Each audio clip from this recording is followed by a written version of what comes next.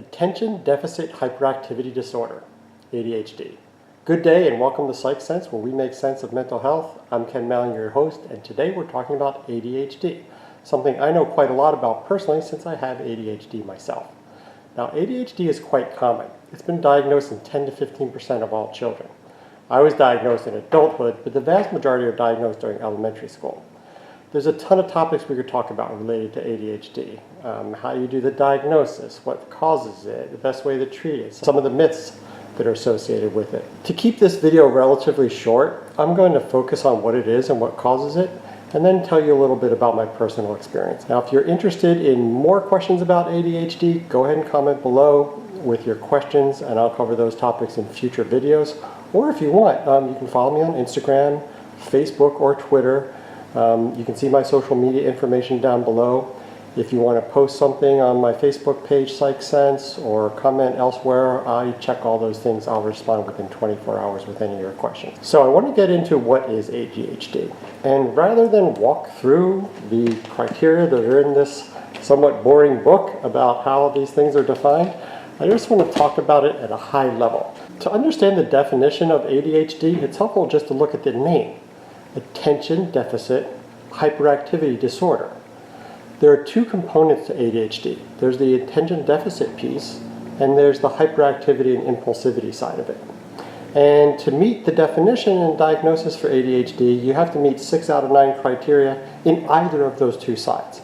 Now, a lot of people who have ADHD either have attention deficits or they have hyperactivity and impulsivity. There are some people that qualify for both, but this is a bit more rare. So I'll spend a minute explaining what's typical in terms of the inattentiveness side is what you'll see in children, and I'll tell a little bit about what is typical in terms of the hyperactivity and impulsivity side of it. In terms of the inattentiveness, what you'll typically see is people who wander off task, so they'll start doing something, they'll get distracted, very frequently get distracted, a lack of persistence, losing focus, being disorganized, they'll forget things. These are kids where if you give them several steps they need to do to complete a task, they might miss 1 or 2 of the steps. Now, let me describe a typical child who meets the other side of it, the hyperactivity, impulsivity side. I think we've all seen and met kids like this. They just can't keep still. They get out of their seat inappropriately, they interrupt others who are speaking, they are really impatient, and they can be seen tapping and fidgeting throughout the day. Now, keep in mind, I know a lot of your parents are looking at this and say, hey, wait a second, that sounds like my kid. Let me be clear. It's completely natural and normal for any child to have these behaviors occasionally. Now, what makes someone with ADHD different is the following 3 things. First of all, persistence. Unless they are doing something they enjoy very much, you will see these behaviors persistently. It'll invade everything that they do. Now, the second thing is that they act this way everywhere. There are children who have these kind of behaviors at school but not at home, or at home but not at school. If you have such a child, they do not have ADHD. In order to qualify for ADHD, you need to see this consistently in multiple settings: home, school, work, play, etc. If you're seeing them experiencing these symptoms in just one place, it's typically from another cause. It's not ADHD.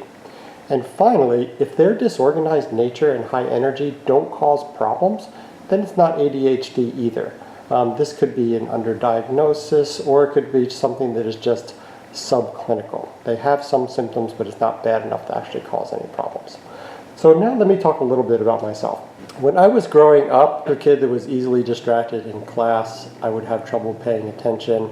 I found that I could either take notes or listen, but not do both. And so I ended up just not taking notes. And I ended up sitting in the front of the class and just listening very, very carefully. And that became the main way in which I learned. Now, I didn't exhibit most of the hyperactivity symptoms. I would do a little bit of that, the tapping and the fidgeting, but not a lot more than what is typical in children anyway. And so had I been diagnosed at that time, I would have been diagnosed with the inattentive type of ADHD. So that was my experience. Now let me get into a little bit what causes it. Now, people often want to know the causes of things because they believe that if they knew the cause, they'd be able to fix the problem. Well, unfortunately, the primary cause of ADHD is genetics, and this is something we really can't change. ADHD is predominantly inherited. It runs in families. if a parent has ADHD, a child has about a 50% chance of having ADHD. That's really significant. And we see that if one sibling has ADHD, another will have about a 30% chance of having ADHD. As I said, I have ADHD. It's common in my family. I suspect at least one of my parents has ADHD. I've got one or more siblings and children that have it as well. Now, I wasn't diagnosed as a child. The reason for this is that I adapted and learned skills as a grade school and high school student that masked my ADHD. I tended to learn pretty easily. I sat in the front of a class, as I explained, but I did this to adapt to the fact that I couldn't take notes and I was easily distracted. So I knew if I sat near the window, I would end up looking out the window. If I spent a lot of time sitting with my friends, I wouldn't be listening to the class. So these were some adaptive behaviors that I took. So I actually wasn't diagnosed until graduate school when I was at the age of 25. Now, I mentioned ADHD is largely genetic, but what else can cause it? A lot of people want to blame things like pesticides, GMOs, gluten, food additives, sugar, all kinds of things that they might want to blame for ADHD. However, the main non-genetic cause for which there's substantial data has to do with exposure during pregnancy. There are numerous scientific peer-reviewed studies that show the relationship between ADHD and the use of alcohol, cigarettes, and drugs during pregnancy. So it's really a good idea to just stay away from these things while you're pregnant. Not only does it increase the risk of ADHD, it also increases the risk of many other things, including asthma. Now, sugar, on the other hand, has not been shown to cause ADHD. A lot of people will think, gosh, my kid's so hyperactive, I want to reduce their sugar. But that turns out to not hold up scientifically. In fact, in one study in which mothers were given a pill that they were told contained sugar and asked to give it daily to their children, they were asked to report about their children's hyperactivity. And in almost every case, these parents claimed that it increased their hyperactivity or caused their children to become hyperactive. But in fact, these pills didn't actually contain sugar. They contained inert materials, essentially the same as drinking water. So parents will often see effects when they don't exist. Now, I've talked about what ADHD and how it's caused, and I didn't go into other things such as treatment, co-occurring conditions, and prognosis. I'll leave that for a future video, but I will just say, talk to your doctor about it.